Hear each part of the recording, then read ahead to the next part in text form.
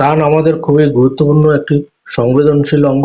শরীরের ভারসাম্য রক্ষা ও শ্রবণ ছাড়াও কানের স্বাভাবিক গঠন আমাদের চেহারার জন্য খুবই গুরুত্বপূর্ণ। কানের সাধারণত একটি রোগ হলো কান পাকা অর্থাৎ ওটিটিস মিডিয়া। কান পাকা বলতে মধ্যকর্ণের সংক্রমণ বা কানের পর্দার পেছনে ভেতরের দিকের সংক্রমণকে বোঝায়। এই রোগটি যে কোনো বয়সেই হতে পারে, নারী পুরুষ উভয়ে আক্রান্ত হতে পারে। তবে শহরবাসীর তুলনায় গ্রামের মানুষের এবং বয়স্ক লোকের তুলনায় শিশু ও কম বয়সী ছেলেমেয়েদের মধ্যে এই রোগ বেশি হতে দেখা যায়। নমস্কার বন্ধু, শ্রীমা হোমিও ক্লিনিকের পক্ষ থেকে আপনাদের সকলকে স্বাগতম। আশা করি সকলে ভালো আছেন এবং সুস্থ আছেন।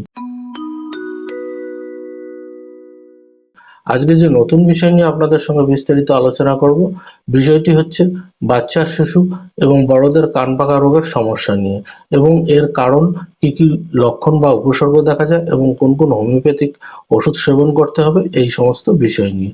এইরকম নতুন নতুন ভিডিও পেতে হলে যারা এখনো আমার এই চ্যানেলটিকে সাবস্ক্রাইব করেননি তারা অবশ্যই চ্যানেলটিকে সাবস্ক্রাইব করবেন, একটি লাইক দেবেন এবং বন্ধুদের কাছে শেয়ার করবেন।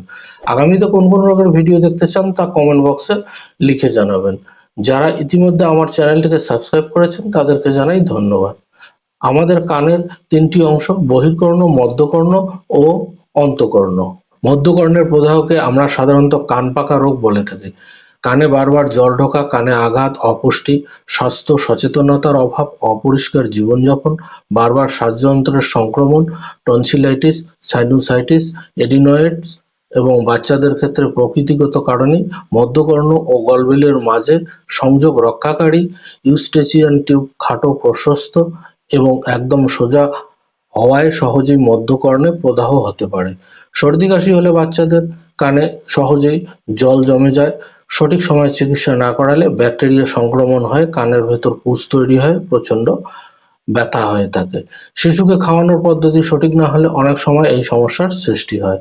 যেমন অনেকে শিশুকে চিৎ করে শুয়ে খাবার দিয়ে থাকেন, এটা ঠিক নয়। এ কারণে অনেক সময় কান পাকার মতো সমস্যা হতে পারে। কান দিয়ে পুঁজ পড়া, রস বের হওয়া এবং কানে কম শোনা, এগুলো এই রোগের প্রধান উপসর্গ। কান পাকা রোগ দু ধরনের হয়ে থাকে। প্রথমটি হলো সাধারণ বা নিরাপদ কান পাকা রোগ, যা সাধারণত কোনো মারাত্মক জটিলতা সৃষ্টি করে না এবং দুর্গন্ধবিহীন পাতলা পুঁজ কান থেকে বের হয়। দ্বিতীয়টি হলো ক্রনিক কান পাকা রোগ, যা জীবনে জটিলতা সৃষ্টি করতে পারে। এক্ষেত্রে কানে দুর্গন্ধযুক্ত ঘন পুঁজ কান থেকে বের হয় এবং কোলেস্টেটোমা হতে পারে। এটি সাধারণত দীর্ঘস্থায়ী কানের সংক্রমণের ফলে ঘটে থাকে। কোলেস্টেটোমা এমন একটি জিনিস যেটি কানের আশেপাশের হাড় এবং অন্যান্য নরম কোষকলাকে সহজে ধ্বংস করে কানের প্রদাহ মস্তিষ্কের ভেতর ও বাইরে ছড়িয়ে দিতে পারে।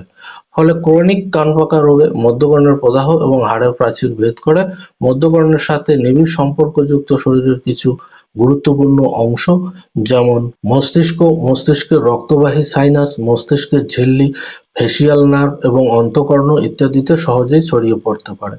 ফলে পরিস্থিতি অত্যন্ত বিপজ্জনক হতে পারে।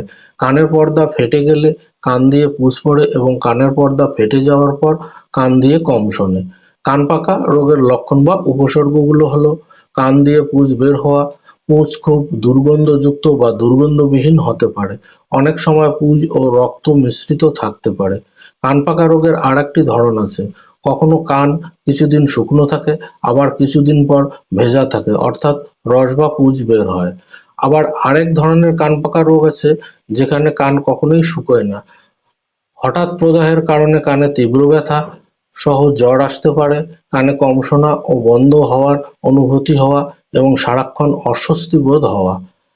কানে বা মাথার ভেতরে শো শো শব্দ হওয়া, মাথা ঘোরা, ভারসাম্য নষ্ট হওয়া, কানের চারপাশে ফুলে ওঠা, লাল হয়ে যাওয়া প্রভৃতি লক্ষণগুলো দেখা যায়। শিশু বা বাচ্চাদের ক্ষেত্রে যেসব লক্ষণ থাকে সেগুলি হলো: অস্থিরতা বা অযথা বারবার কান্নাকাটি করা, জ্বর ও মাথা ব্যথা, কথা বললে বা ডাকলে কম সাড়া দেওয়া, বারবার কানে হাত দেওয়া বা টেনে ধরা, খাবারে অনীহা প্রভৃতি লক্ষণগুলো দেখা যায়। কানে ব্যথা বা কান পাকলে যে সকল বিষয়ে খেয়াল রাখা উচিত সেগুলি হলো: অযথা কখনো কোনো কাঠি, পাখির পালক, ক্লিপ, নখ প্রভৃতি দিয়ে কান চুলকানো উচিত নয়।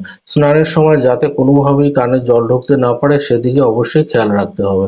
স্নানের সময় ইয়ার প্লাগ কিংবা সামান্য তুলো কানে গুঁজে স্নান করতে হবে। পুকুরে বা নদীতে ডুব দিয়ে স্নান করা থেকে বিরত থাকতে হবে। ঠান্ডা জল, আইসক্রিম, ফ্রিজের জল প্রভৃতি বর্জন করতে হবে। সর্দি, কাশি, ঠান্ডা জ্বর, নাক বন্ধ, গলা ব্যথা প্রভৃতি হলে অবশ্যই চিকিৎসকের পরামর্শ মেনে চলতে হবে। এবারে আলোচনা করছি কান পাকা রোগের বিভিন্ন সমস্যার গুরুত্বপূর্ণ কিছু হোমিওপ্যাথিক ওষুধ সম্পর্কে। অ্যাকোনাইট ন্যাপ 30 ঠান্ডা লাগার কারণে যদি হঠাৎ করে কানে ব্যথা বা যন্ত্রণা হয়, কটকট বা দপদপ করে, ছটফটানি ও ভয় কাজ করে, কোনো প্রকার শব্দ বা বাদ্যযন্ত্রের আওয়াজ সহ্য হয় না, এইসব লক্ষণ থাকলে অ্যাকোনাইট ন্যাপ ভালো কাজ দিয়ে থাকে। পালসিটলে 30 কানে ভয়ানক ব্যথা ও দপদপ করে, কানে অত্যন্ত ঘন পুঁজ এবং হলদে বা একটু সবুজ রঙের হয়, বিশেষ করে মহিলাদের কানের ব্যথায় সুন্দর কাজ দিয়ে থাকে। টেলুরিয়াম 30 অথবা 200 নতুন ও পুরাতন কান পাকা রোগ, লালচে পাতলা রস, ভীষণ দুর্গন্ধ, বহুদিন ধরে পুঁজ পড়তে থাকলে টেলুরিয়াম ভীষণ কার্যকরী। বেলেডোনা 30 কানের সংক্রমণ, অত্যন্ত কান গরম, লাল, কানে ফোড়া, চিড়িক মারা, দপদপ করে ব্যথা, জ্বর ইত্যাদি লক্ষণে এই ওষুধটি সেবন করতে হবে। ক্যামোমিলা 30 কানের ভেতরে ব্যথা ও কটকটানি, সেলাই করার মতো ব্যথা, সামান্য স্পর্শে কানের ব্যথা রোগীকে রাগান্বিত ও খিটখিটে করে তোলে, এইসব উপসর্গে এই ওষুধটি সুন্দর কাজ দিয়ে থাকে। সাইলেশিয়া 30 কানের খৈল অতিরিক্ত নরম, কান দিয়ে রস বা জল পড়ে, কানের সংক্রমণ, কান থেকে পাতলা জলযুক্ত বা পুঁজযুক্ত রস দুর্গন্ধযুক্ত হয়, মাঝে মাঝে কানে কাটা ও ব্যথা অনুভূত হয়, এইসব লক্ষণে এই ওষুধটি প্রযোজ্য। হেপারসাল 30 অথবা 200 কানে দুর্গন্ধযুক্ত রক্ত মিশ্রিত পুঁজ বা স্রাব, জ্বর সহ কানের সংক্রমণের জন্য হেপারসাল্ভ অত্যন্ত কার্যকরী। ক্যালকেরিয়া সাল্ভ 30 কানের পুঁজ যদি খুব ঘন বা গাঢ় হয় এবং রক্তাক্ত হয়, তাহলে এই ওষুধটি খেলে উপকার পাওয়া যায়। মার্কসল 30 কানে রক্ত মিশ্রিত পুঁজ, তীব্র ব্যথা, রাত্রিতে ব্যথা যন্ত্রণা বৃদ্ধি পেলে মার্কসল ভীষণ উপকার দিয়ে থাকে।